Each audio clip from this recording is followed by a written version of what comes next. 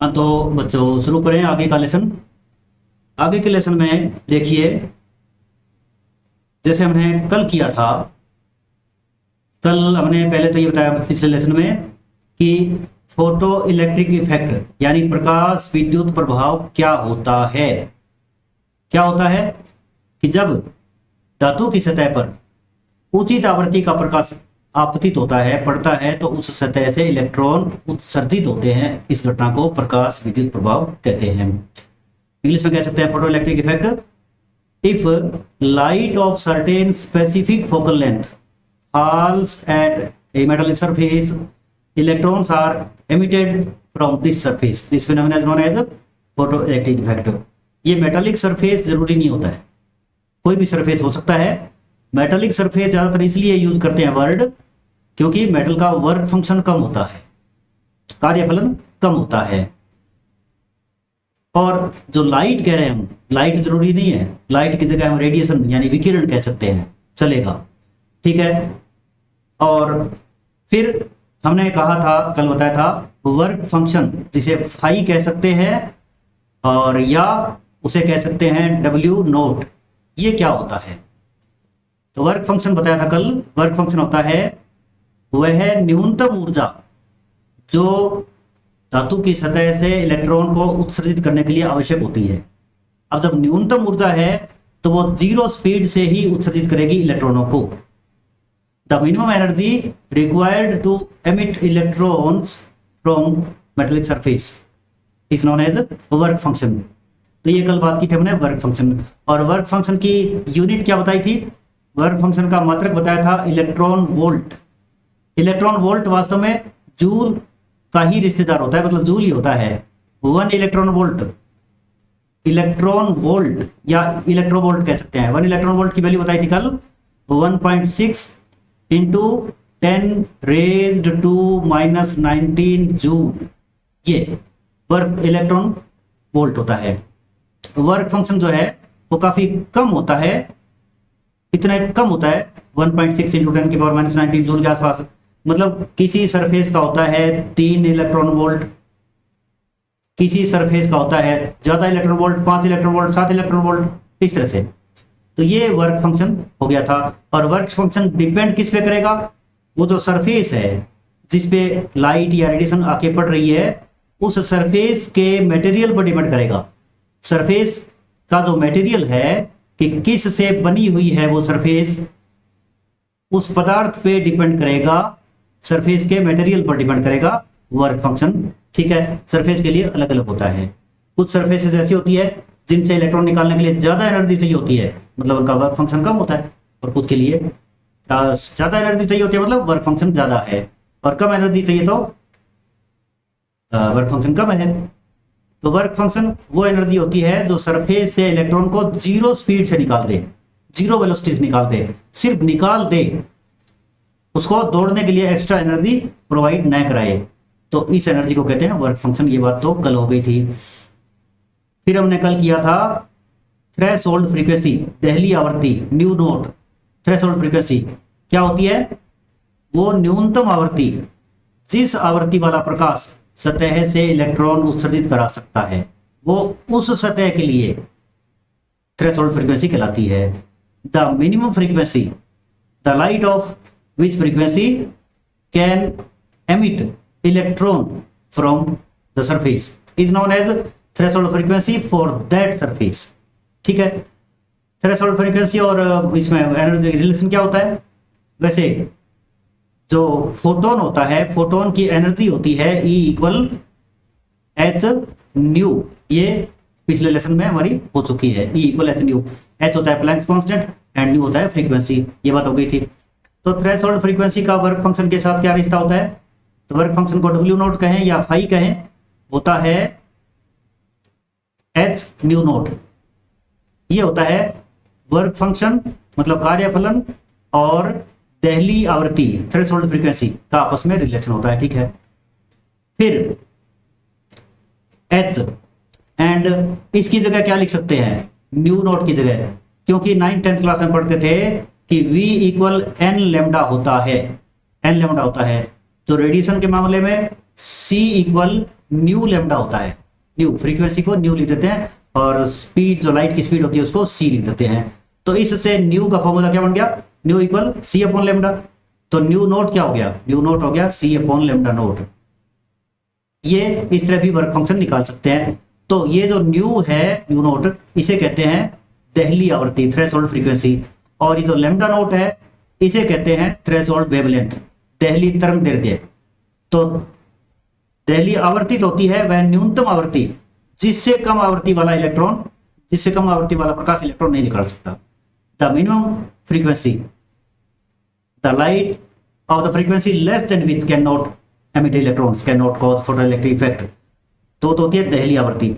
और threshold wavelength जो है, दहली तरंग दैर्ध्य, वो क्या होता है, वो होता है वह अधिकतम तरंग दैर्ध्य जिससे अधिक तरंग दैर्ध्य वाला विकिरण इलेक्ट्रॉन नहीं निकाल सकता सरफेस से, प्रकाश विद्युत प्रभाव उत्पन्न नहीं कर सकता, वो होता है दहली तरंग दैर्ध्य। The maximum wavelength, the light of wavelength more than which can not cause photoelectric effect is known as threshold wavelength for that surface. ये सारी जो चीजें हैं, ये work function, threshold frequency, threshold wavelength, ये सब उस सरफेस पर या सरफेस के मटेरियल पर डिपेंड करने वाली चीजें हैं। ठीक है। और सी के बारे में आप जानते हैं, सी क्या होता है, सी होता है speed of light in vacuum और एयर। और इसकी वैल्यू क्या होती है, 3 × 10⁸ मीटर पर सेकेंड, ये होती है speed of light in vacuum और एयर। ठीक है, ये बात हो चुकी। अब जब सरफेस पे लाइट पड़ता है, और ये आइंस्टीन ने बताया था कि लाइट जो है वो फोटॉन्स के रूप में होती है। किसने कहा था, आइंस्टीन ने। आइंस्टीन, एल्बर्ट आइंस्टीन एक साइंटिस्ट था। एल्बर्ट आइंस्टीन ने कहा कि लाइट जो है वो, लाइट कहो या विकिरण कहो एक ही बात है। लाइट यानी प्रकाश और विकिरण यानी रेडिएशन,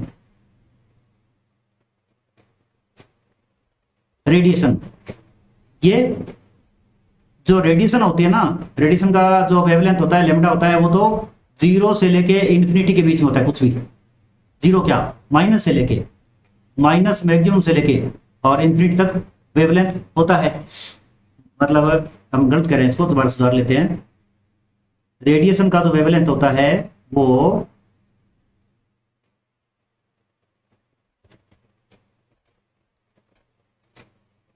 होता है वेवलेंथ, जो रेडिएशन का वेवलेंथ होता है वो 10⁻⁻15 मीटर से लेकर इन्फिनिटी वैल्यू तक हो सकता है रेडिएशन का वेवलेंथ। ये 10⁻⁻15 मीटर किसका होता है, गामा रेज का होता है। गामा रेज, गामा किरणें जो होती है ना, गामा किरणें, उनका वेवलेंथ होता है सबसे कम, सबसे कम। ये अभी थोड़ी देर पहले मैंने बात की है कि एनर्जी होती है जो फोटोन की एनर्जी, वो होती है hc/λ। तो लैम्डा जितना कम होगा एनर्जी उतनी ही ज्यादा होगी, उल्टा है ना रिलेशन।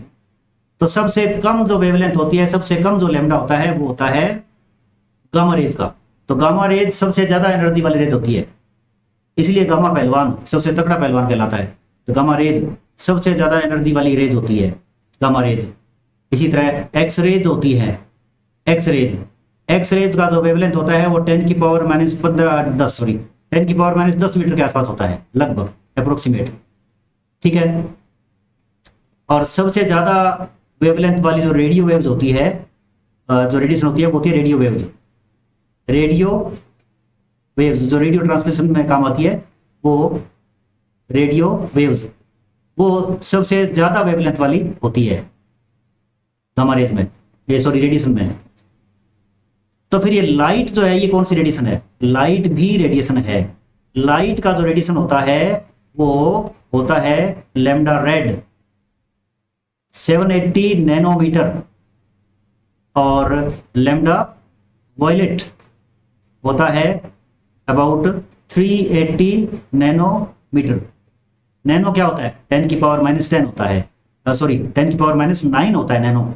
तो बन जाएगा 7.8 × 10⁻⁻7 मीटर। क्योंकि नैनो होता है -9, और ये हो जाएगा 3.8 इंटू 10⁻⁻7 मीटर। इस रेंज वाली जो रेडिएशन होती है वो होती है लाइट, यानी विजिबल रेडिएशन होती है।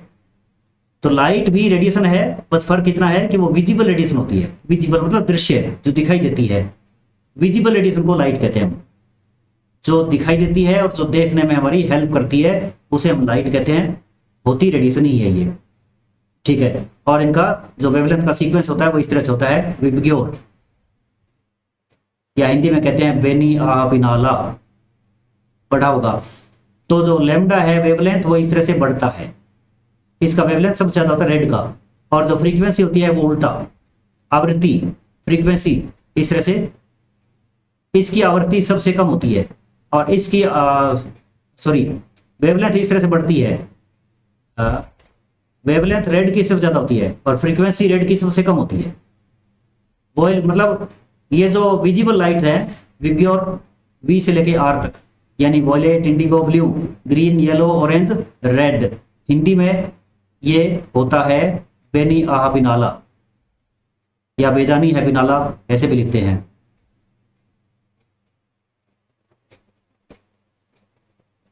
यानी लाल जो लाइट है, लाल जो प्रकाश है उसका वेवलेंथ यानी तरंगदैर्घ्य सबसे ज्यादा होता है और उसकी फ्रीक्वेंसी सबसे कम होती है। और बैंगनी जो होता है उसकी फ्रीक्वेंसी सबसे ज्यादा होती है, आवृत्ति, और वेवलेंथ सबसे कम होता है। वेवलेंथ इधर बढ़ता है और फ्रीक्वेंसी इधर बढ़ती है, ये देख सकते हैं आप। तो विजिबल लाइट जो है वो भी रेडिएशन होती है, ठीक है। अब जब फोटोन की एनर्जी है E = h/nu, अगर किसी सरफेस पे फोटोन आके पड़ा है तो उसके पास एनर्जी इतनी है, और वर्क फंक्शन यानी कार्यफलन है इतना। तो जब सरफेस के ऊपर फोटोन आके पड़ेगा तो उसमें से इतनी एनर्जी तो वर्क फंक्शन के रूप में यूज हो जाएगी, खर्च हो जाएगी। बाकी जो बचेगी वो काइनेटिक एनर्जी के रूप में, गतिज ऊर्जा के रूप में यूज होगी। उस एनर्जी से वो इलेक्ट्रॉन दौड़ेगा, गति करेगा। और अगर जो फोटोन आके पड़ा है उसकी एनर्जी सिर्फ वर्क फंक्शन के इक्वल है, तो उसकी एनर्जी अगर वर्क फंक्शन के इक्वल है तो फिर वो इलेक्ट्रॉन दौड़ेगा नहीं। फिर उसके पास एनर्जी, मतलब जो फोटोन आया है उसकी एनर्जी वर्क फंक्शन के इक्वल है, तो फिर काइनेटिक एनर्जी 0 हो जाएगी, फिर इलेक्ट्रॉन दौड़ेगा नहीं, सिर्फ बाहर निकल के रुक जाएगा। दौड़ने के लिए एनर्जी है ही नहीं बेचारे के पास, दौड़ेगा कैसे, इस तरह से, ठीक है। अब हम थोड़ी सी बात और देख लें, जैसे चलो नई स्लाइड जोड़ देता हूं यहाँ पर। हाँ, ये देखिए,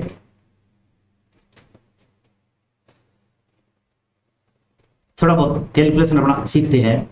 जैसे मान लो हमारे पास कोई ऐसी रेडिएशन या ऐसी वेवलेंथ आ रही है, रेडिएशन आ रही है जिसकी वेवलेंथ है 10⁻⁻7 मीटर। विजिबल लाइट की जो रेडिएशन होती है आसपास इसकी इस रेंज में होती है। तो इसकी एनर्जी कितनी होती है, एक फोटोन की एनर्जी? फोटोन की एनर्जी E = hc/λ। h की वैल्यू आपको पता है 6.6 into 10⁻⁻34 and c = 3 into 10⁻8 and lambda हम कह रहे हैं 10⁻⁻7 मीटर। विजिबल लाइट के आसपास अबाउट गिरना होता है, तो ये इतने जूल में एनर्जी आएगी, जूल, ठीक है। ये जूल में कितनी आएगी, देखो ये इंटू करेंगे तो 6 3 जा 18 एंड 18 and 1 19 एंड पॉइंट 10 की पावर क्या होगी -34 +8 एंड -7 ऊपर जाके +7, तो क्या बन गया, ये बन रहा है 19.8 इंटू 10⁻34 माइनस का है और 15 प्लस का है, तो क्या रह गया माइनस का 19। सही है क्या, माइनस का 19 सही है ना, माइनस का 34 प्लस का 15 तो -19 आ गया। ये जूल में है और बहुत कम है। तो इसको, ये जो चैप्टर चल रहा है हमारा, इस चैप्टर में ज्यादातर हम इलेक्ट्रॉन वोल्ट के रूप में एनर्जी यूज करेंगे, इलेक्ट्रॉन वोल्ट के रूप में।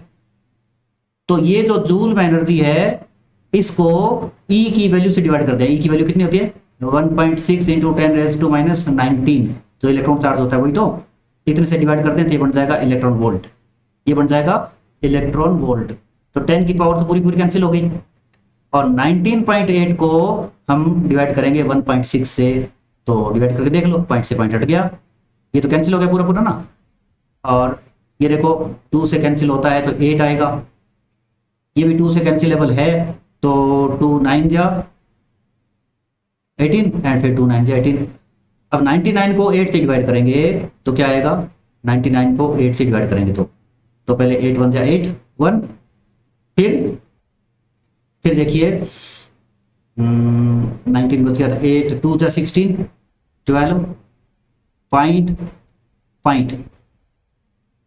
फिर क्या बचा 7, तो 8 8 जा 64, फिर 8 5 जा, तो 12.85 इलेक्ट्रॉन वोल्ट एनर्जी होती है अगर वेवलेंथ इतनी हो तो, तरंग दैर्ध्य इतना हो तो। ये तो एक इस तरह से एनर्जी हमें कैलकुलेट करनी पड़ेगी आगे के सवालों में। इस चैप्टर में खास रूप से अगर कैलकुलेशन नाम की चीज है तो सिर्फ ये फार्मूला है, मान लो ये फार्मूला है, बस एनर्जी निकालनी है, पहले जूल में निकलेगी फिर इलेक्ट्रॉन वोल्ट में निकल जाएगी, इस तरह से, ठीक है। अब जो फोटो इलेक्ट्रिक इफेक्ट होता है उसका एक्सपेरिमेंटल स्टडी कैसे होता है, प्रायोगिक अध्ययन कैसे होता है वो देखें। तो वो देखने के लिए देखो ये हम एक प्रयोग बता रहे हैं आपको। इस प्रयोग में देखिए ये जो आपके सामने दिखाई दे रहा है ये है एक ग्लास कंटेनर है, एक तरह से ग्लास की ट्यूब है, ये पूरा ग्लास की एक ट्यूब है, ठीक है। इधर एक तरह से जैसे मान लो विंडो रखी हुई है, ये विंडो है एक तरह से, इस विंडो से रेडिएशन आके पड़ सकती है, जब हम डालेंगे तो आएगी वरना नहीं आएगी। और ये जो पीले वाला दिखाई दे रहा है ये कैथोड है, इसे कैथोड कहते हैं, मेटल का या मेटलिक सरफेस हो सकती है, या मेटल का हो और सरफेस कोई और जैसे सीजियम ऑक्साइड जैसी सरफेस हो, इस तरह का हो सकता है, ठीक है। और ये जो दिखाई दे रहा है ये है, इसे कहते हैं एनोड, ये भी मेटल का बना हुआ है। ये माइक्रो एमीटर है, माइक्रो एमीटर क्या करने के लिए है, माइक्रो एमीटर है इलेक्ट्रिक करंट जो फ्लो होगी उसको पढ़ने के लिए, बहुत इलेक्ट्रिक करंट कम होगी तो उसे माइक्रो एम्पियर में पढ़ा जाएगा, तो माइक्रो एमीटर है। आईपी जो दिखाई दे रहा है क्या है, फोटो इलेक्ट्रिक करंट है, ये है फोटो इलेक्ट्रिक करंट, प्रकाश विद्युत धारा, ये फोटो इलेक्ट्रिक करंट है, ठीक है। तो कैथोड और एनोड के बीच में इस तरह से सर्किट तैयार किया हुआ है। अब देखिए ये रियोस्टेट जैसा जो दिखाई दे रहा है, धारा नियंत्रक जैसा, ये क्या है, ये धारा नियंत्रक जैसा जो हमें दिखाई दे रहा है क्या है, तो याद करो 10th क्लास से पढ़ते आ रहे हैं, इस तरह से रियोस्टेट होता है धारा नियंत्रक।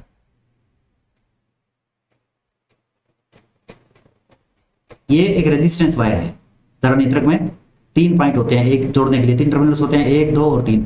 ऊपर वाला जो होता है वो स्लाइडर है, उसे स्लाइडर कहते हैं, सरकने वाला कहते हैं, ये पॉइंट नंबर है 3। जब इसको एज ए रियोस्टेट यूज करना है, धारा नियंत्रक के रूप में यूज करना है, तो एक तो ऊपर वाला जोड़ना जरूरी होता है, नीचे वाले दोनों में से या तो ये या ये दोनों में से कोई एक जोड़ना होता है। रियोस्टेट के रूप में, धारा नियंत्रक के रूप में यूज करते हैं तो कैसे होता है, लेकिन यहां जो हमने इसको यूज कर रखा है वो क्या कर रखा है, वो एज ए पोटेंशियल डिवाइजर, विभव विभाजक के रूप में इसको यूज कर रखा है। विभव विभाजक में क्या होगा, ये 1 नंबर भी जोड़ना पड़ेगा, ये 2 नंबर भी जोड़ना पड़ेगा, यहां लगानी पड़ेगी बैटरी जो भी है, इसे बैटरी, इस तरह से ये की हो गया, कुंजी हो गया। अब ये प्लस और ये माइनस, बैटरी का हमेशा ये प्लस माइनस होता है। ये बैटरी मान लो कि 20 वोल्ट की है, 20 वोल्ट की बैटरी है, और यहां से मैं इसको ऑन कर दूं, डॉट लगा दिया मतलब ऑन हो गया, डॉट लगा दिया मतलब इट इज ऑन, तो ये बन गया प्लस, ये बन गया माइनस। टोटल कितना वोल्ट है बैटरी का, 20 वोल्ट, तो ये किनारा हो जाएगा 20 वोल्ट और ये हो जाएगा 0 वोल्ट, ऐसे बन जाएगा। और उसके बाद क्या होगा, इधर वोल्ट धीरे धीरे बढ़ता जाएगा, जैसे 5 10 15 इस तरह से वोल्ट बढ़ता जाएगा। तो जैसे अभी हमने टच करा रखा है, एक पॉइंट ये ले लिया, एक पॉइंट ये ले लिया, तो मान लो कि ये 12 के सीध में है, तो 12 और 20 का डिफरेंस क्या हुआ, 8। तो इस पॉइंट और इस पॉइंट के बीच में 8 वोल्ट का डिफरेंस है। अगर मैं इस स्लाइडर को इधर सरका दूं, ऐसे इधर सरकाऊं, तो इन दोनों पॉइंट के बीच में पोटेंशियल डिफरेंस बढ़ता जाएगा। यहां लास्ट ले आऊं तो, यहां ले आऊं तो पूरा 20 वोल्ट का डिफरेंस हो जाएगा। और अगर मैं उल्टा इधर सरका दूं, इधर, तो वोल्ट घटता जाएगा। एकदम लास्ट इस किनारे पर ले आऊं ऐसे, तो क्या होगा, तो वोल्ट डिफरेंस हो जाएगा 0। ये चीज है देखने की। अब इसको हम साफ कर दें, ये अच्छा नहीं लग रहा, इसलिए इसको मिटा देते हैं। चलो पूरे को मिटा दिया, समझ में आ गया। रियोस्टेट को ही विभव विभाजक के रूप में पोटेंशियल डिवाइजर के रूप में यूज करते हैं, कर दिया और कर दिया।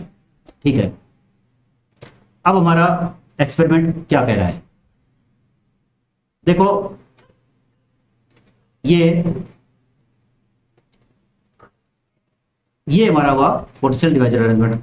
तो ये मान लो मैंने अभी क्या कहा था, बैटरी, जैसे ये बैटरी है 20 वोल्ट की है, तो फिर ये किनारा हो जाएगा 20 वोल्ट ये वाला, और ये वाला किनारा हो जाएगा 0 वोल्ट। ये स्लाइडर है, स्लाइडर को हम कहाँ करेंगे, यहाँ भी कर सकते हैं, यहाँ भी कर सकते हैं, जहाँ करेंगे उसी हिसाब से वोल्टेज कम ज़्यादा होगा। तो ये जो 1 2 3 4 ये जो टर्मिनल्स दिखाई दे रहे हैं, टर्मिनल्स, ये इस बैटरी के टर्मिनल्स है, कनेक्टिंग टर्मिनल्स है, और हमेशा अपोजिट टर्मिनल्स यूज होंगे। जैसे 2 और 4 एक तरफ यूज हो रहे हैं, 1 और 3 एक तरफ यूज हो रहे हैं। 1 कहाँ से जुड़ा हुआ है, 1 जुड़ा हुआ है बैटरी के या जो अंदर कैथोड है उससे जुड़ा हुआ है, और 3 कहाँ से जुड़ा हुआ है, एनोड से जुड़ा हुआ है, देखो ये एनोड से जुड़ा हुआ है। और 2 और 4 जो पोटेंशियल डिवाइजर अरेंजमेंट है उससे जुड़ा हुआ है, 4 यहाँ से जुड़ा हुआ है और 2 यहाँ से जुड़ा हुआ है स्लाइडर से। ठीक है, अब क्या होना है, अब ये होना है, देखो ये हटा दूं,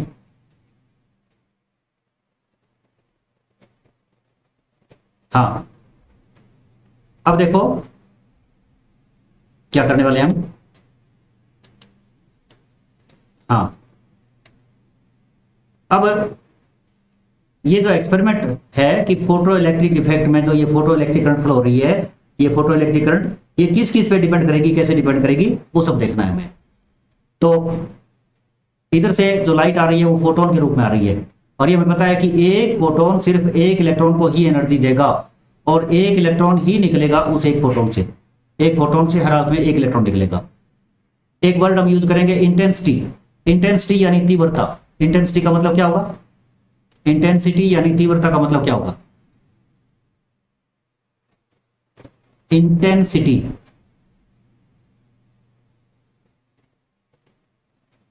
इंटेंसिटी यानी कि हिंदी में कहेंगे तीव्रता। इसका मतलब क्या होगा, तीव्रता का मतलब होगा जैसे ये यूनिट एरिया है, मतलब 1 मीटर स्क्वायर एरिया है, इस 1 मीटर स्क्वायर एरिया में, यूनिट एरिया में 1 सेकंड में कितनी एनर्जी आके पड़ती है, उसे बोलते हैं इंटेंसिटी। मतलब इंटेंसिटी का जो यूनिट होता है वो हो गया जूल पर सेकंड पर मीटर स्क्वायर, और जूल पर सेकंड को क्या कहते हैं, वैसे हम वाट कहते हैं ना, वाट पर मीटर स्क्वायर, वाट पर मीटर स्क्वायर ये होता है इंटेंसिटी का यूनिट। तो इस इतने यूनिट एरिया है, इस यूनिट एरिया में 1 सेकंड में कितनी एनर्जी आके पड़ रही है, और एनर्जी तो फोटोन के रूप में होगी, तो ज्यादा एनर्जी आके पड़ रही है मतलब ज्यादा फोटोन आके पड़ रहे हैं, और कम एनर्जी आके पड़ रही है मतलब कम फोटोन आके पड़ रहे हैं। इसका मतलब इंटेंसिटी का सीधा सा रिलेशन हो गया फोटोन से। इंटेंसिटी ज्यादा है मतलब फोटोन ज्यादा है, इंटेंसिटी कम है मतलब फोटोन कम है। ये बात अब कर रहे हैं हम जब फ्रीक्वेंसी सेम हो, सेम फ्रीक्वेंसी, फ्रीक्वेंसी नहीं बदले तो की बात कर रहे हैं। तो देखो अगर हम कहेंगे कि ज्यादा इंटेंसिटी का लाइट आके पड़ रहा है, इसका मतलब ज्यादा फोटोन्स आके पड़ रहे हैं, और कम इंटेंसिटी का आके पड़ रहा है मतलब कम फोटोन्स आके पड़ रहे हैं। तो ये एक्सपेरिमेंट हुआ किस तरह से, तो ऐसे हुआ कि पहले जो लाइट आ रही है ना, ये लाइट रेडिएशन, इसको बंद कर दिया, मतलब लाइट को आना बिल्कुल रोक दिया, और यहाँ क्या किया, ये जो प्लस है इस प्लस को जोड़ दिया इससे, और इस माइनस को जोड़ दिया, 2 और 1 माइनस हो गए, 4 और 3 प्लस हो गए। तो ये प्लस होने का मतलब क्या है कि ये जो प्लस है ये प्लस हो गया, और ये जो कैथोड है ये माइनस हो गया। अब धीरे धीरे इस स्लाइडर को इधर सरका के, स्लाइडर को इधर सरका के, और एनोड पर वोल्ट बढ़ाया, मतलब एनोड और कैथोड के बीच में वोल्ट का जो डिफरेंस है वो बढ़ाते गए, एनोड वोल्ट बढ़ाया, एनोड वोल्ट बढ़ाते गए, लेकिन करंट फ्लो बिल्कुल नहीं होगा क्योंकि इधर से रेडिएशन नहीं आ रही है, और दोनों तार आपस में जुड़े हुए नहीं, देखो एक बीच में कितना बड़ा गैप है, जुड़े हुए नहीं है, तो इलेक्ट्रिक करंट तो फ्लो नहीं होगा। तो वोल्ट बढ़ाते गए लेकिन इलेक्ट्रिक करंट फ्लो नहीं हुआ, इलेक्ट्रिक करंट फ्लो नहीं हुआ। तो क्या हुआ, तो देखिए ऐसे हुआ, आगे की बात समझते हैं हम। पहले तो ये देख लिया, वोल्ट बढ़ा के देख लिया, कोई करंट फ्लो नहीं हुआ। फिर दूसरी बार क्या किया, दूसरी बार ये किया कि ये जो कहा ना लाइट नहीं आने देंगे, अब लाइट को आने दिया, मतलब रेडिएशन को आने दिया, रेडिएशन को आना अलाउ कर दिया। इधर से रेडिएशन आ रही है, और इधर से इसको जोड़ दिया इससे, मतलब 4 को 3 से और 1 को 2 से जोड़ दिया, तो कैथोड हो गया माइनस और एनोड हो गया प्लस, और सिर्फ जोड़ते ही जैसे ही सर्किट ऑन हुआ, चाहे इसको सरका के हमने स्लाइडर को एकदम यहां कर रखा है, भले 0 वोल्ट कर रखा है, फिर भी इस लाइट के कारण, फोटॉन्स के कारण इस तरह से इलेक्ट्रॉन, देखो ये इलेक्ट्रॉन निकल के भागते हैं। कोई इलेक्ट्रॉन किधर भाग रहा है, कोई इलेक्ट्रॉन किधर भाग रहा है, कोई किधर भाग रहा है, कोई किधर भाग रहा है।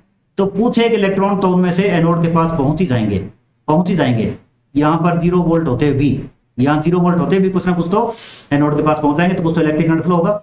वो इलेक्ट्रिक करंट कहलाएगा फोटो इलेक्ट्रिक करंट, प्रकाश विद्युत धारा। ठीक है, फिर क्या है, जैसे जैसे इंटेंसिटी बढ़ाएंगे, इंटेंसिटी बढ़ाने का मतलब एनर्जी बढ़ाना, एनर्जी बढ़ाने का मतलब नंबर ऑफ फोटॉन्स बढ़ाना। तो पहले मान लो 50 थी इंटेंसिटी, या यूं मान ले कि पहले 50 फोटोन पर सेकंड आ रहे थे, तो 50 इलेक्ट्रॉन पर सेकंड निकल रहे थे। अब हमने इंटेंसिटी डबल कर दी, तो फोटोन 100 आने लगे पर सेकंड, 100 फोटोन आने लगे, तो इलेक्ट्रॉन भी 100 आने लगे, इधर 100 इलेक्ट्रॉन आने लगे, तो करंट भी डबल हो गई। तो इस तरह से पहला जो हमें देखना है वो ये है कि इंटेंसिटी ऑफ लाइट या इंटेंसिटी ऑफ रेडिएशन और फोटो इलेक्ट्रिक करंट में क्या रिलेशन है। इस एक्सिस पर हम दिखा रहे हैं फोटो इलेक्ट्रिक करंट, बिल्कुल कॉमन सा ग्राफ है। फोटो इलेक्ट्रिक करंट है माइक्रो एम्पियर में, और ये है ओ पॉइंट जो होता है, ये हमेशा जरूरी होता है। और इधर हम दिखा रहे हैं इंटेंसिटी, मतलब तीव्रता, इंटेंसिटी यानी कि तीव्रता, जो प्रकाश आके पड़ रहा है उसकी तीव्रता, इंटेंसिटी। तो सीधा सीधा ये रिलेशन है कि जैसे जैसे इंटेंसिटी बढ़ेगी मतलब नंबर ऑफ फोटॉन्स बढ़ेंगे, तो फिर जो उत्सर्जित इलेक्ट्रॉन है उनकी भी नंबर बढ़ेगी और फोटो इलेक्ट्रिक करंट बढ़ेगी। इस तरह से ये फोटो इलेक्ट्रिक करंट बढ़ेगी। तो इस तरह से इंटेंसिटी बढ़ने से फोटो इलेक्ट्रिक करंट बढ़ेगी, सीधा सा रिलेशन हो गया, सिंपल सा ग्राफ हो गया। आ जाए तो गलत नहीं करना। अब दूसरी बात, दूसरे ग्राफ में क्या देखेंगे हम कि ये ओ है, जैसे होता है ओरिजिन, इधर तो हम दिखाएंगे सारे में ही photoelectric current microampere में, काफी कम इलेक्ट्रिक करंट होता है फोटो इलेक्ट्रिक करंट। इधर हम दिखा रहे हैं कि जो लाइट आके पड़ेगी उस लाइट की, या जो रेडिएशन आके पड़ेगी उस रेडिएशन की फ्रीक्वेंसी, आवृत्ति। तो फ्रीक्वेंसी बढ़ने से क्या होता है, एनर्जी बढ़ जाती है। क्यों? क्योंकि एनर्जी होती है E equal H new. Frequency बढ़ने से एनर्जी बढ़ जाती है, तो एनर्जी बढ़ने से क्या होगा, एनर्जी बढ़ने से ये होगा कि जो इलेक्ट्रॉन थके हारे, कोई यहाँ रुक रहे थे बेचारे, कोई इलेक्ट्रॉन बेचारा थका हारा यहाँ रुक रहा था कहीं, तो वो रुकेगा नहीं, यहाँ पहुंचने लग जाएगा। मान लो 50 इलेक्ट्रॉन, 50 फोटोन आ रहे थे लाइट के रूप में, तो 50 इलेक्ट्रॉन निकल रहे थे। 50 में से जब फोटोन कम एनर्जी वाले थे, कम फ्रीक्वेंसी वाले थे, कम आवृत्ति वाले थे, तो 50 इलेक्ट्रॉनों में से होता है 4-5 इलेक्ट्रॉन एनोड के पास पहुंच रहे थे, बाकी कोई इधर उधर बिखर जाता था, कोई रुक जाता था एनर्जी कम होने के कारण।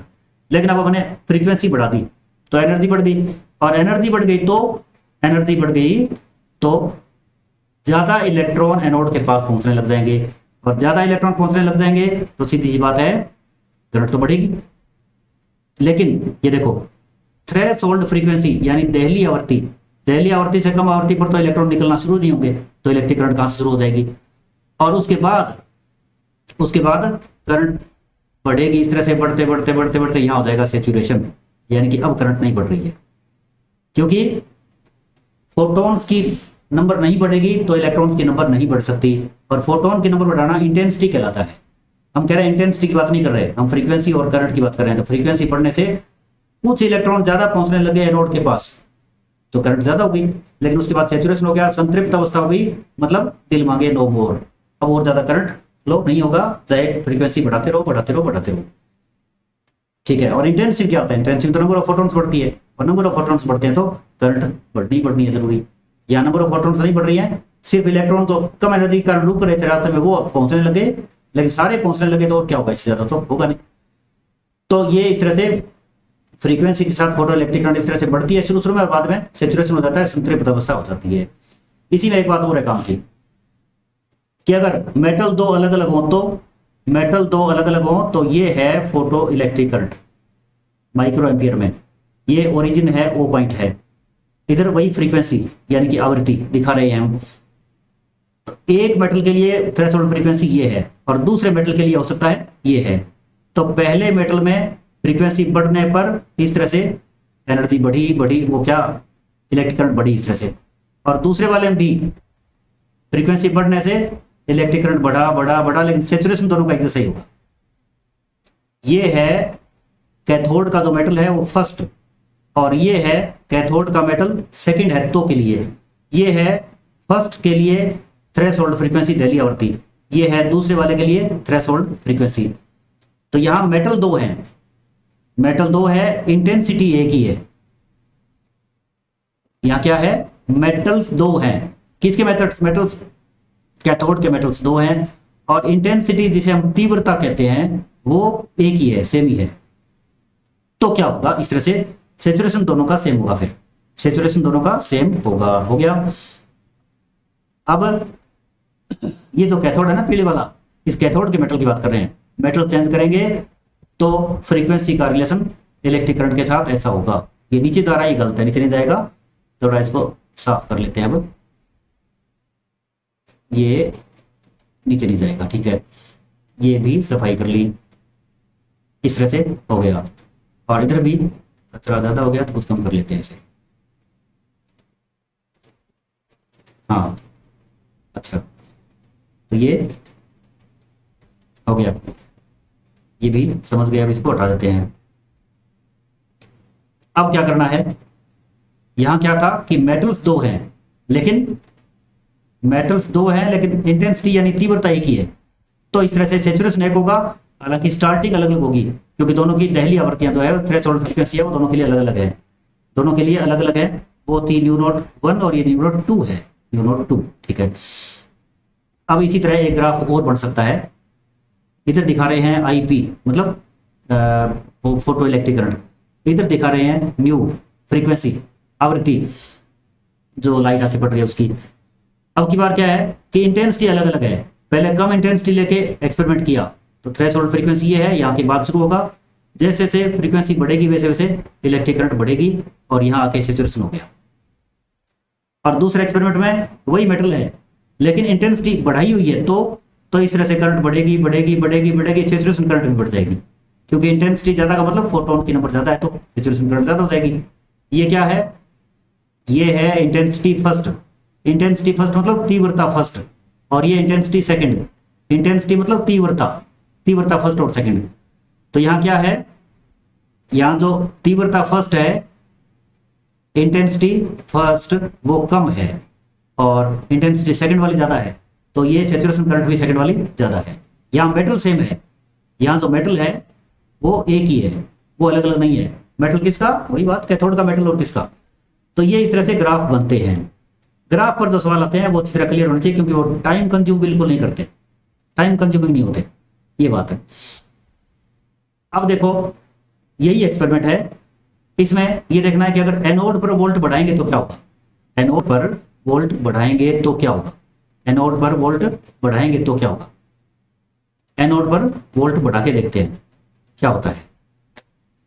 तो एनोड पर वोल्ट बढ़ाएंगे तो क्या होगा, सोचो खुद ही। एनोड पर, ये एनोड है ना, इसको इधर सरका के ऐसे एनोड पर वोल्ट बढ़ाएंगे तो जो इलेक्ट्रॉन इधर उधर कहीं जा रहे थे, जैसे इलेक्ट्रॉन इधर जाने का सोच रहा है, इधर नीचे की तरफ जाने का सोच रहा है, वो उधर आ जाएगा वोल्ट बढ़ने से। एनोड वोल्ट बढ़ने से करंट का क्या फर्क पड़ेगा करंट पर, सीधी सी बात है, एनोड वोल्ट बढ़ने से करंट बढ़ेगी क्योंकि इलेक्ट्रॉन जो इधर उधर जा रहे थे उधर जाने शुरू हो गए। और जब सारे इलेक्ट्रॉन जाने शुरू हो गए कैथोड से एनोड की तरफ, तो उससे ज्यादा इलेक्ट्रॉन तो हो नहीं सकते, तो करंट भी फिर उससे ज्यादा तो नहीं हो सकते, तो सैचुरेशन हो जाएगा। तो ये ग्राफ अब हम देखते हैं। अब जो हम ग्राफ बना रहे हैं वो क्या बता रहा है, इधर हम दिखाएंगे वही electric current, photoelectric current microampere में, IP photoelectric current microampere में बहुत कम होती है इसलिए। इधर क्या दिखाएंगे, इधर हम दिखाएंगे एनोड वोल्ट, एनोड का जो वोल्ट है प्लस वोल्ट, एनोड वोल्ट बढ़ाएंगे इधर, ये है ओरिजिन। तो देखो जब एनोड वोल्ट 0 है, ये देखो एनोड पर 0 वोल्ट है मतलब कि इस स्लाइडर को सरका के एकदम यहां कर दिया तो एनोड वोल्ट 0 होगा। तो भी कुछ ना कुछ इलेक्ट्रॉन तो अपने आप कैथोड से एनोड पर पहुंचेंगे, तो कुछ तो इलेक्ट्रिक करंट अपने आप ही होगी, फोटो इलेक्ट्रिक करंट अपने आप ही होगी। लेकिन जैसे जैसे वोल्ट बढ़ाएंगे वैसे क्या होगा, तो देखो 0 वोल्ट है एनोड पर तो भी कुछ ना कुछ करंट तो फ्लो होगी, इतनी करंट तो फ्लो हो ही रही है। फिर जैसे जैसे एनोड पर वोल्ट बढ़ाएंगे तो और इलेक्ट्रॉन एनोड के पास पहुंचने लगे, तो करंट बढ़ते और ये मैक्सिमम करंट हो गई, मतलब सैचुरेशन हो गया, संतृप्त अवस्था हो गई। और एनोड पर वोल्ट उल्टा, एनोड पर प्लस वोल्ट है वैसे तो, लेकिन अगर वोल्ट उल्टा कर दें, उल्टा कैसे, देखो 0 वोल्ट है तो भी कुछ ना कुछ करंट तो फ्लो हो रही है, लेकिन अगर उल्टा कर दें, उल्टा ऐसे होता है कि ये हटा दिया यहाँ से, ये हटा दिया, 1 2 के बीच में हटा दिया, 3 4 के बीच में हटा दिया, और करना क्या है अब ऐसे जोड़ दें, ऐसे जोड़ दें कि इसको जोड़ दें 2 को 3 से, तो क्या हो गया, तो एनोड हो गया अब माइनस, और इसको जोड़ दें इससे, तो क्या हो गया, ये हो जाएगा प्लस। अब क्या होगा, अब जो इलेक्ट्रॉन कैथोड से निकलकर एनोड की तरफ जा रहे हैं वो कैथोड के द्वारा अट्रैक्ट होने लग जाएंगे, और जैसे जैसे हम स्लाइडर को इधर सरकाएंगे तो एनोड पर माइनस वोल्ट बढ़ेगा, एनोड पर माइनस वोल्ट बढ़ेगा और कैथोड पर प्लस वोल्ट बढ़ेगा, तो इलेक्ट्रॉनों पर इधर फोर्स बढ़ेगा, क्योंकि इलेक्ट्रॉन तो नेगेटिव चार्ज होते हैं ना, इलेक्ट्रॉनों पर इधर फोर्स बढ़ेगा, फोर्स बढ़ेगा, तो फोटोन की एनर्जी जो थी वो दो तरह से यूज हुई है ना, एक तो इलेक्ट्रॉन को निकालने के लिए एज वर्क फंक्शन, कार्यफलन के रूप में, और जो बाकी बची है वो काइनेटिक एनर्जी के रूप में। तो उस काइनेटिक एनर्जी के कारण इलेक्ट्रॉन दौड़ के कैथोड से एनोड की तरफ जा रहे हैं, लेकिन इधर जो फोर्स लग रहा है वो उस काइनेटिक एनर्जी को बैलेंस करके इलेक्ट्रॉन को इधर जाने से रोक देगा, इलेक्ट्रॉन को इधर कैथोड के पास, एनोड के पास जाने से रोक देगा, तो करंट रुक जाएगी। कितना माइनस वोल्ट करें एनोड के ऊपर, एनोड के ऊपर कितना माइनस वोल्ट करें कि इलेक्ट्रिक करंट बंद हो जाए, जीरो हो जाए, तो ये अभी हमारे एनोड पर माइनस वोल्ट कर दें, पोलैरिटी चेंज कर दें, ध्रुवता बदल दें, तो ये ऐसे ऐसे ऐसे ऐसे ऐसे ऐसे इतने माइनस वोल्ट पर आकर करंट जीरो हो जाएगी। ये जो वोल्ट का मान है ना, ये जो वोल्ट का मान है, इसका मैं कलर चेंज कर दूं, ये जो वोल्ट है, ये जो वोल्ट दिखाई दे रहा है इसे कहते हैं वी नोट, या इसे कहते हैं वी एस, गौर से सुनिए, वी नोट या वी एस कहते हैं, यानी इसे कहते हैं बैरियर पोटेंशियल, या इसे कहते हैं स्टॉपिंग पोटेंशियल, या इसे कहते हैं कट ऑफ वोल्टेज, कि कितना वोल्टेज करने पर करंट कट हो गया, जीरो हो गया, देखो करंट जीरो हो गया। हिंदी में इसे कह सकते हैं अवरोधी विभव, निरोधी विभव, या अंतक वोल्टता, अंतक वोल्टता, यहां इलेक्ट्रिक करंट का अंत हो गया। कब हो गया, जब इस एनोड पर वो माइनस वोल्ट बढ़ाते बढ़ाते इतना वोल्ट कर दिया, कितना वोल्ट कर दिया, जितना वो वी एस है इतना वोल्ट कर दिया, और यहां नेगेटिव वोल्ट हो गया, कितना, वी एस के इक्वल कहलाएगा, बस ये यहां प्लस हो गया कैथोड पर और वहां माइनस हो गया, तो इलेक्ट्रॉन यहां से वहां जाना रुक जाएंगे, इलेक्ट्रॉन पर इधर फोर्स लगेगा और वो काइनेटिक एनर्जी को बैलेंस कर लेगा, तो इलेक्ट्रिक करंट फ्लो बंद हो जाएगा। कितने वोल्ट पर होगा, कितना वोल्ट बढ़ाते बढ़ाते बढ़ाते बढ़ाते ऐसा होगा, उस नेगेटिव वोल्ट को, एनोड पर नेगेटिव वोल्ट जो है उसे कहेंगे कट ऑफ वोल्टेज, अंतक वोल्टता, या स्टॉपिंग पोटेंशियल या बैरियर पोटेंशियल कहते हैं।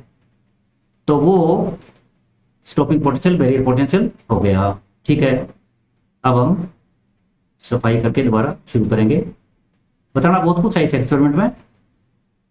तो इस तरह से स्टॉपिंग पोटेंशियल के इक्वल आके और ये रुक गया, करंट रुक गई। अब हम इसका कलर वापस पहले वाला कर,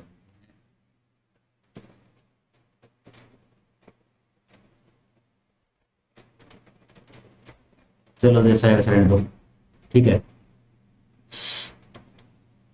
तो इस तरह से एनोड वोल्ट, ये एनोड वोल्ट और फोटो इलेक्ट्रिक करंट में रिलेशन हो गया।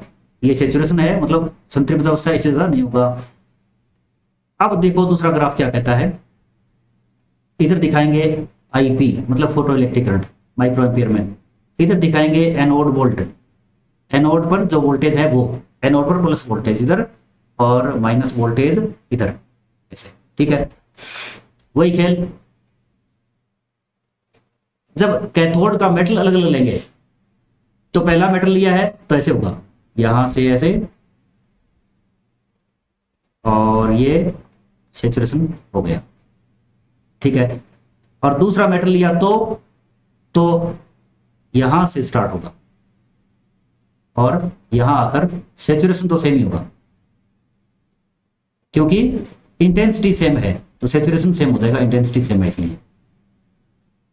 तो ये एक्सपेरिमेंट क्या बता रहा है कि दो अलग अलग मेटल्स है, ये है मेटल 1 और ये है मेटल 2।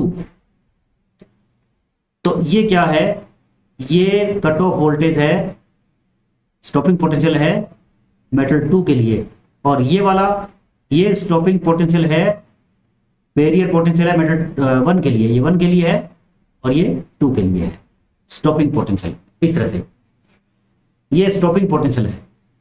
यहां पर हमने क्या लिया है इस एक्सपेरिमेंट में कि मेटल जो है कैथोड के वो अलग अलग लिए हैं, मेटल 2 है, लेकिन जो इंटेंसिटी है, तीव्रता, चमक, वो एक ही है।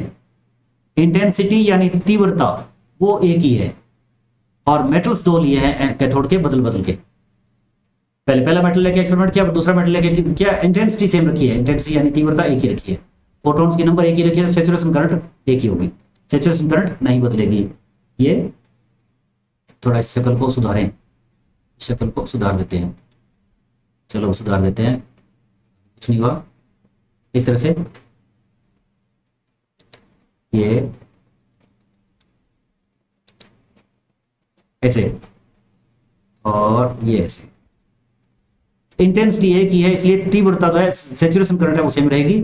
मेटल्स इस बार 2 हैं अलग अलग, कैथोड के मेटल्स की बात कर रहे हैं, एनोड का मेटल तो कभी बदलेंगे नहीं, एनोड के मेटल का तो कोई लेन देना नहीं है, क्योंकि इलेक्ट्रॉन निकलने हैं वो तो कैथोड से निकलने हैं हर हालत में। तो ठीक है, ये स्टॉपिंग पोटेंशियल हो गया। अब इसमें एक काम की बात ये है कि स्टॉपिंग पोटेंशियल ज्यादा किसके लिए है।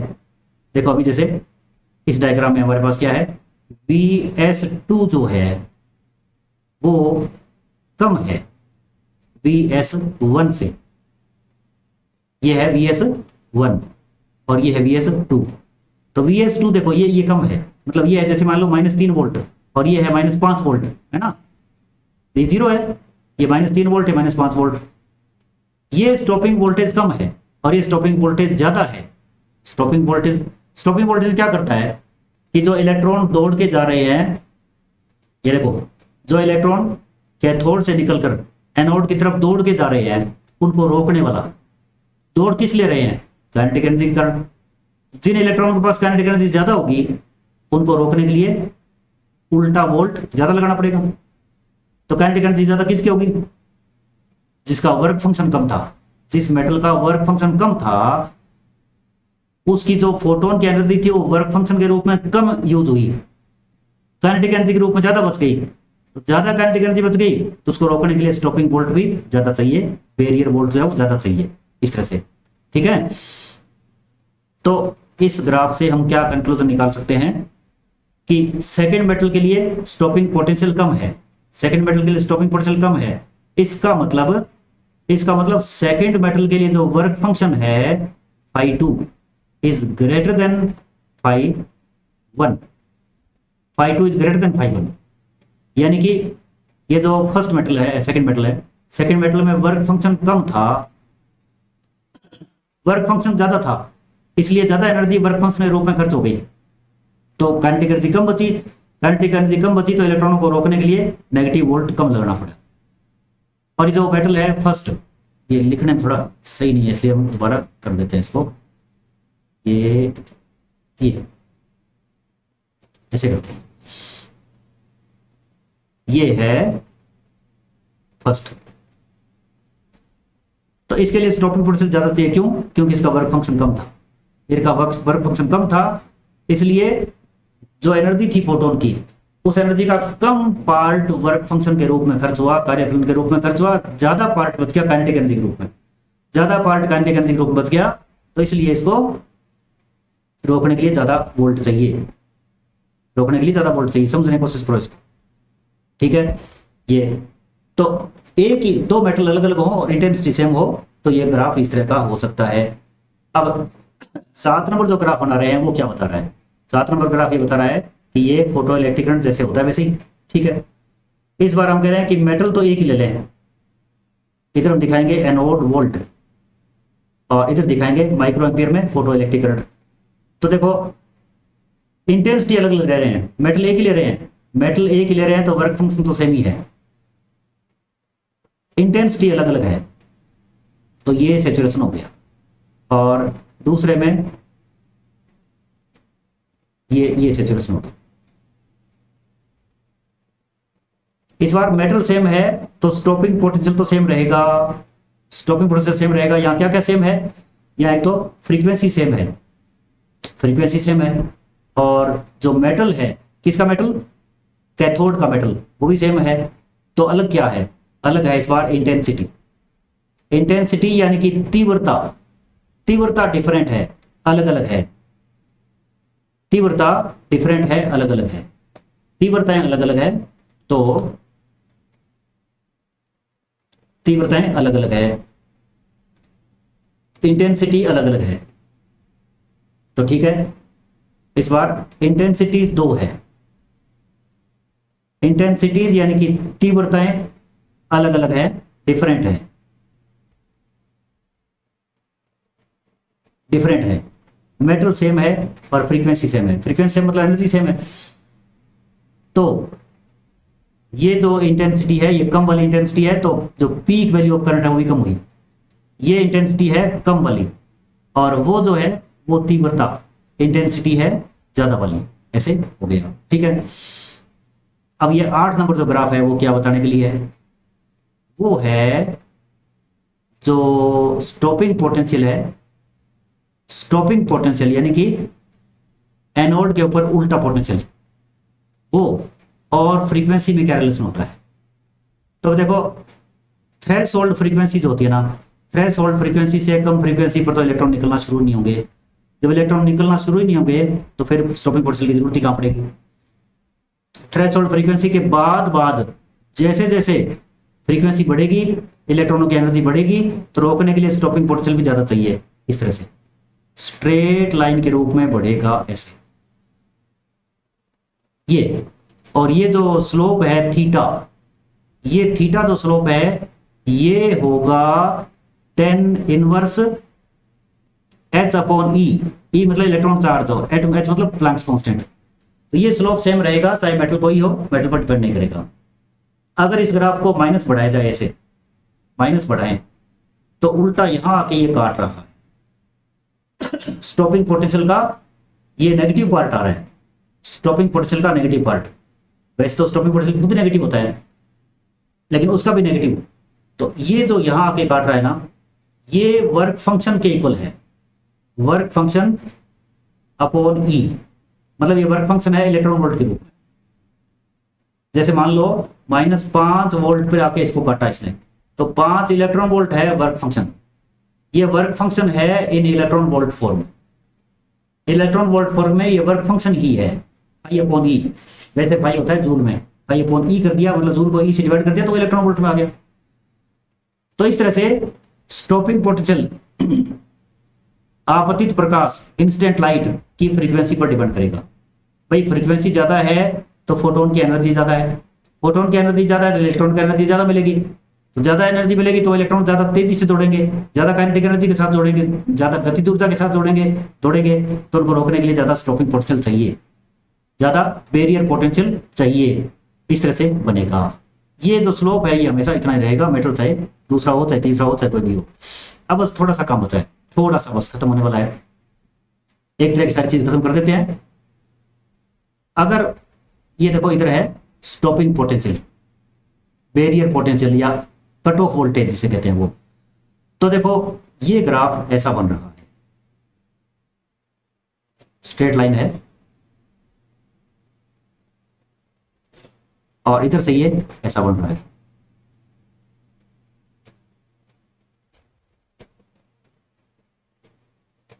ऐसा बन रहा है।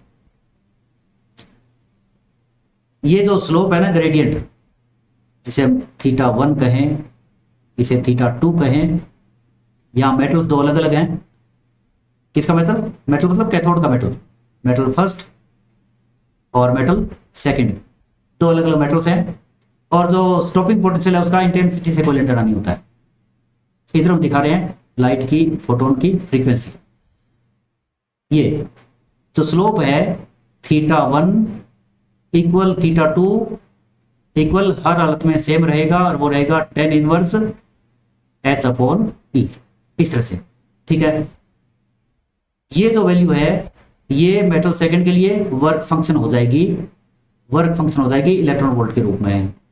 और ये दूसरे मेटल के लिए वर्क फंक्शन हो जाएगी इलेक्ट्रॉन वोल्ट के रूप में, ये फर्स्ट के लिए हो गई इलेक्ट्रॉन वोल्ट के रूप में मिलेगी। बस इस तरह से रहेगी पैरेलल लाइनें।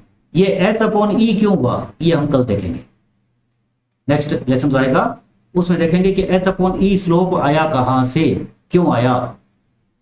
और एक छोटी सी बात और है कि जो स्टॉपिंग पोटेंशियल है V स्टॉपिंग, ये इंटेंसिटी ऑफ लाइट पर डिपेंड नहीं करेगा। इंटेंसिटी यानी तीव्रता, तीव्रता जो लाइट आ रही है उस लाइट की तीव्रता पर डिपेंड नहीं करेगा।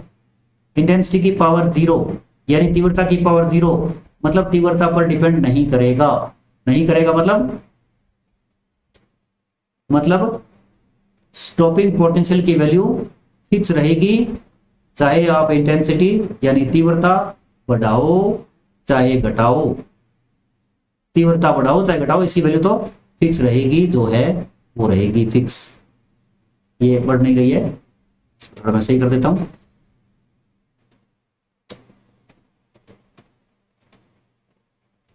ऐसे ये रहेगा इस तरह से, इस तरह से ये डिपेंड नहीं करेगा इंटेंसिटी पर, क्योंकि इंटेंसिटी का एनर्जी इक्विवेलेंट नहीं है। इंटेंसिटी का मतलब है इंटेंसिटी ज्यादा मतलब नंबर ऑफ फोटॉन्स ज्यादा, इंटेंसिटी का मतलब नंबर ऑफ फोटॉन्स कम। तो ये जो ग्राफ है इसके बारे में हमें कल करना है, क्योंकि हम कल करेंगे Einstein's equations of photo electric effect. Einstein की प्रकाश विद्युत प्रभाव की समीकरण क्या है वो देखेंगे। तो बहुत जल्दी मिलेंगे दूसरे लेसन के साथ।